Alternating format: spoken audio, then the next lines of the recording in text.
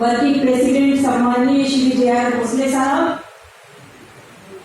Federation के महामंत्री सम्माननीय श्री शिव गोपाल मिश्रा जी और मंच पर बैठे हुए मेरे तमाम पदाधिकारीगण और महिला समिति की चेयरपर्सन जया जी और कन्वीनर श्रीमती प्रवीणा सिंह जी और आज इस उपस्थित मेरे तमाम बहादुर भाइयों और बहनों, आज जिन परिस्थितियों से हम गुजर रहे हैं, ये तीसरा प्रस्ताव जो आपके सामने अभी शंकर राव जी ने रखा और उन्होंने पूरा बताया कि भारतीय रेल पर नेशनल मॉनिटाइजेशन पाइपलाइन पॉलिसी बंद करो, ये हमारा तीसरा प्रस्ताव है और इस पर उन्होंने विस्तार से बताया है। मैं इस प्रस्ताव का तहे दिल से मंच की ओर से और अपनी ओर से इसका समर्थन करती हूँ और आप सभी से अपील करती हूँ कि आज इस अधिवेशन के अंदर आप सब मिलकर हिंदुस्तान के कोने कोने से आए हुए मेरे बहादुर पदाधिकारी और भाइयों और बहनों से अनुरोध है कि इसका समर्थन करें। लेकिन क्यों करें, इसकी भी मैं आपको वजह बताऊंगी। अभी बताया है पहले, जो ये हमारा ये प्रस्ताव सबसे इंपॉर्टेंट प्रस्ताव है। जितने भी हमारे प्रस्ताव हैं उनमें सबसे अधिक महत्वपूर्ण, अगर हम गंभीरता से विचार करेंगे तो ये प्रस्ताव है कि भारतीय रेलवे को सम्माननीय वित्त मंत्री श्रीमती निर्मला रमण जी ने जो रेलवे को बेचने का, जो रेलवे की बेशकीमती बहुमूल्य संपत्तियां हैं उनको बेच रहे हैं। हमारी बहुत सी मांगे हैं, बहुत से प्रस्ताव हैं, लेकिन यदि हमारी रेल नहीं रही, रेलवे को छोटे छोटे टुकड़ों में बांटकर बेचने का काम किया, तो फिर आप सोचें गंभीरता से कि कौन सी नई पेंशन स्कीम, कौन सी हमारी समस्याएं, कौन सी कार्यस्थल के चुनौतियां, कौन सा पे स्केल, कौन सा वेतन आयोग, सब कुछ इस पर आधारित है। रेल रहेगी तो देश रहेगा, देश रहेगा तो रेल रहेगी और रेल रहेगी तो हमारे अधिकार रहेंगे। अगर रेल नहीं रही तो कौन से अधिकार, कौन सी समस्याएं, कुछ भी नहीं बचेगा। लेकिन मैं साथियों आपको बताना चाहूंगी कि ऑल इंडिया रेलवेमेंस फेडरेशन ये वो संगठन है जो आज से नहीं 1920 और 24 से लेकर अब तक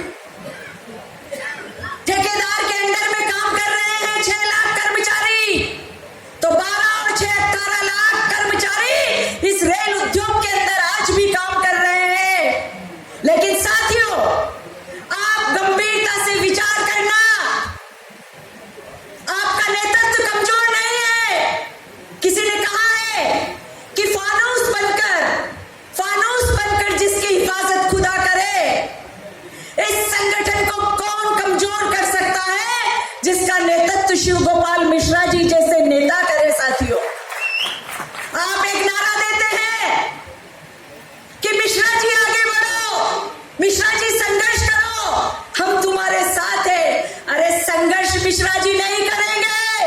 संघर्ष आपको करना पड़ेगा। नारा होना चाहिए, युवाओं आगे बढ़ो, मिश्रा जी तुम्हारे पीछे हैं। तो साथियों, कहीं न कहीं यूनियन को कमजोर किया है आप लोगों ने। फेडरेशन कभी कमजोर नहीं रहा। जब जब भी आपकी लड़ाई आई है, तब तब एआरएफ ने आपको आह्वान किया है। 8 सितंबर 2021 को चेतावनी दिवस के रूप में पूरे भारत में इसी प्राइवेटाइजेशन और इसी मॉनेटाइजेशन के खिलाफ हमने सरकार को चेतावनी दी थी कि आप इस तरह के आदेशों की घोषणा नहीं करें, रेलवे को बेचने की घोषणा नहीं करें। उन्होंने अभी भी ठान रखा है, बताया कि कितने सारी चीजें वो बेचने को तैयार हैं। 90 गाड़ियां, 400 स्टेशन और बहुत सारी ऐसी और भी इसके अंदर दी हैं, जिनके कारण अभी वो आदेश पाइपलाइन में है। आदेश पाइपलाइन में है। तो और मैं ये बताना चाहूंगी आपको कि अगर हम आप यहाँ इस सदन के अंदर आपने इसका समर्थन नहीं किया, इस पे रणनीति नहीं बनाई, तो आने वाले समय में जिम्मेदार फेडरेशन नहीं होगा, जिम्मेदार हम खुद होंगे। साथियों, आप आज यहाँ से जाकर एक संकल्प लेंगे यहीं पर और जगह जगह जाकर युवाओं को एकत्रित करेंगे, उनका संगठन बनाएंगे, उनको आप जागरूक करेंगे और ये बताने का काम करेंगे कि आगे आने वाले समय में हमको इसके विरोध में एक कोई संघर्ष करने का बिगुल बजाना होगा। साथियों, इस मंच के माध्यम से अगर हम यहाँ से सरकार को आज चेतावनी देना चाहेंगे, हमें चेतावनी देनी चाहिए। और मैं इस मंच से ऑल इंडिया रेलवेज फेडरेशन की तरफ से सरकार को चेतावनी है कि यदि उसने भारतीय रेलवे की इस मॉनेटाइजेशन की रेलवे पाइपलाइन को अगर बंद नहीं किया, रेलवे बेचना बंद नहीं किया, तो हम आगे आने वाले समय में कुछ भी करने को तैयार हैं। और उसका जिम्मेदार रेल प्रशासन होगा, रेल मंत्री होगा, रेल मंत्रालय होगा। अगर कुछ देश के अंदर कुछ भी होता है तो जिम्मेदारी उसकी है। अभी अगर रेल के आगे आंख उठाकर भी यदि सरकार ने देखने का काम किया, तो ये ऑल इंडिया रेलवेज फेडरेशन चुप नहीं बैठेगा। कहा है किसी ने कि जब जब जुल्मी जुल्म करेगा, सत्ता के गलियारों में रेल कर्मी का खून गिरेगा कोने कोने भारत में। ये सरकार सुन ले, प्रशासन सुन ले कि ऑल इंडिया रेलवेज फेडरेशन किसी का मोहताज नहीं है।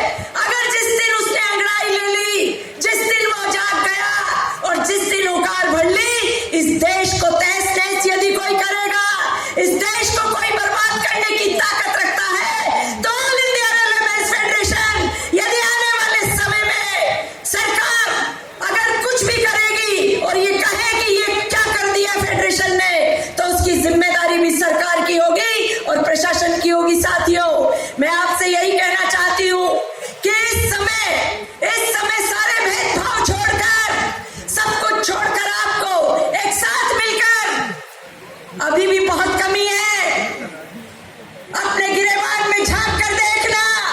नेतृत्व की कमी नहीं, संघर्षों की कमी नहीं, इतिहास की कमी नहीं है। अगर कहीं कमी रही होगी तो हमारे अंदर रही होगी। हम हड़ताल की बात करते हैं कि हड़ताल करो, कई कोनों से आवाज आती है, लेकिन आप सोचो कि आपके साथ लोग हड़ताल करने को तैयार है या नहीं? अगर है तो आप तैयारी करो। और जो आदेश फेडरेशन ने, उसके ऊपर एक आवाज है। आज हॉल में ही देख लो कितनी तैयारी है हमारी।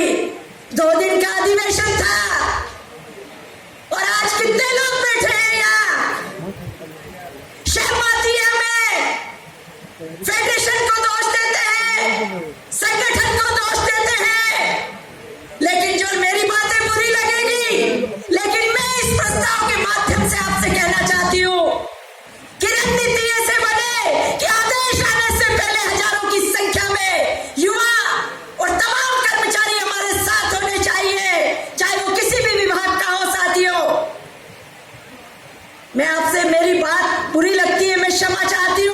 लेकिन फिर एक बात यही कहूंगी कि देश रहेगा तो रेल रहेगी।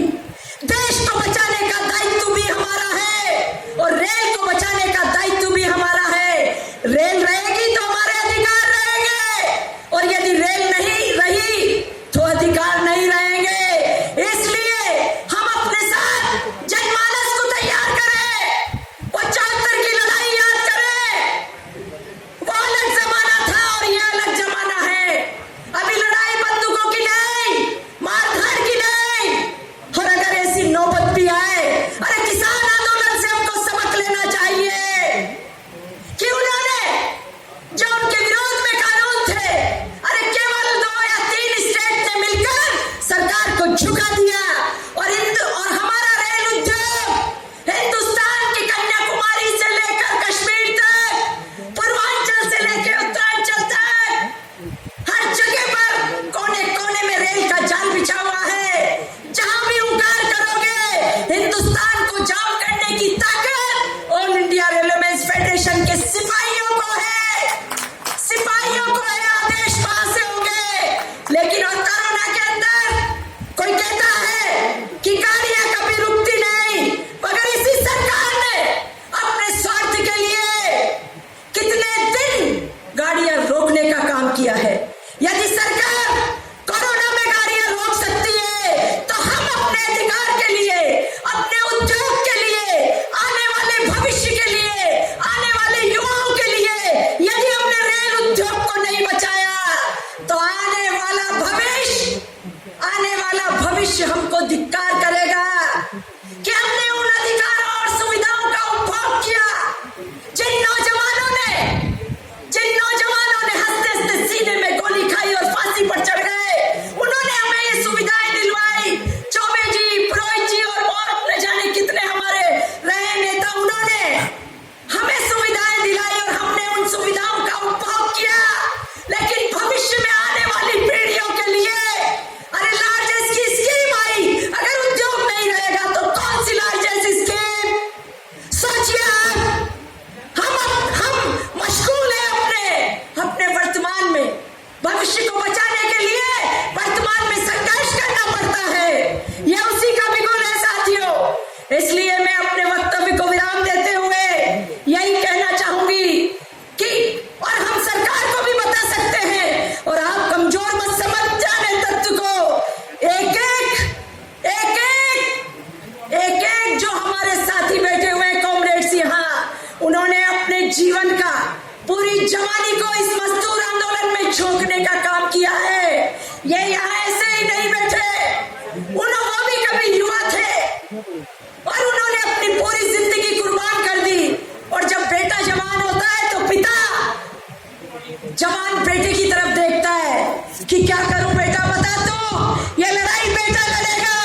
और इस उद्योग के, इस हमारे फेडरेशन के बेटे आप हैं, आप नौजवान हैं। इसलिए साथियों, मैं सरकार से भी कहना चाहूंगी कि समंदर में मछलियां पकड़ने वालों, मेरी ध्यान सुनना, यह सरकार से कहना है कि समंदर में मछलियां पकड़ने वालों, यदि समंदर की गहराई देखना है तो उसमें उतरना होगा।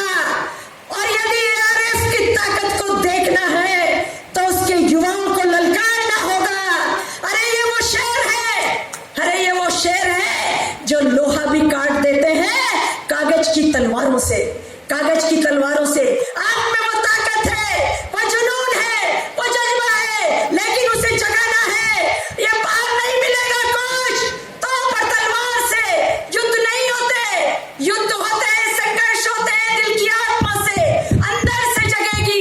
स्वामी विवेकानंद ने कहा है कि खड़े हो और सारा उत्तरदायित्व अपने कंधे पर लो और ये समझ लो कि इस संघर्ष के अंदर जो कुछ भी करना है वो आपको करना है। एक दृढ़ संकल्प